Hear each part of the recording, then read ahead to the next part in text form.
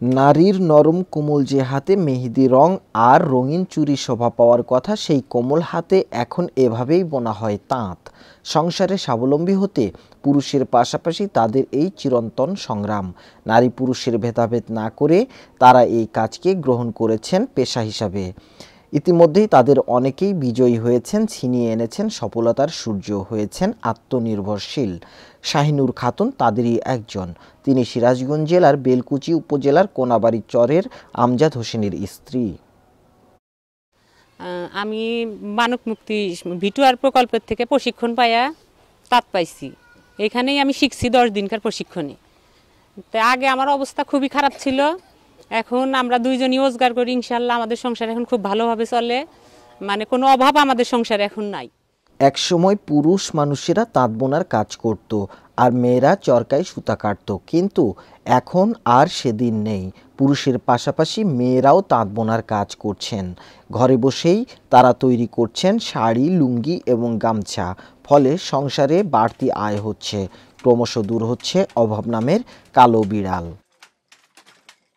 কোনাবাড়ি গ্রামের বন্যা ও নদী ভাঙন কবলিত দরিদ্র ও অসহায় নারীদের কর্মসংস্থানের এই সুযোগ করে দিয়েছে প্র্যাকটিক্যাল অ্যাকশন বাংলাদেশ নামক একটি বেসরকারি সংগঠন। এনজিওটির পক্ষ থেকে ভিটুয়ার প্রকল্পের মাধ্যমে প্রায় 60 জন দুস্থ, অসহায় ও অতিদরিদ্র মহিলাকে প্রশিক্ষণের মাধ্যমে এই কাজের উপযোগী করে গড়ে তোলা হয়েছে। প্রতিজনকে সরবরাহ করা হয়েছে একটি করে তাঁত। প্রথমে 10 দিন ও পরে আরও প্রায় 1.5 মাস প্রশিক্ষণ নিয়ে তারা নিজ বাড়িতে তাঁত শিল্প স্থাপন করে নিজ হাতেই তা পরিচালনা করছেন। ফলে প্রতিদিন একজন মহিলা তাঁতি আয় করছেন 130 টাকা থেকে 150 টাকা এবং মাসে আয় করছেন কমপক্ষে 4500 টাকা। বিভিন্ন স্থান থেকে মহাজনরা এসে তাদের উৎপাদিত পণ্য কিনে নিয়ে যাচ্ছেন। সংসারের কাজের ফাঁকে তারা তাঁত বুনে বাড়তি আয় করছেন, যা তাদের ছেলে মেয়ের লেখাপড়া করার খরচ জমানো সহ অন্যান্য কাজে লাগছে। ইতিমধ্যেই তাঁতের কাজ করে অনেকেই তাদের ভাগ্য ফিরিয়েছেন, ঘুচিয়েছেন দুঃখ।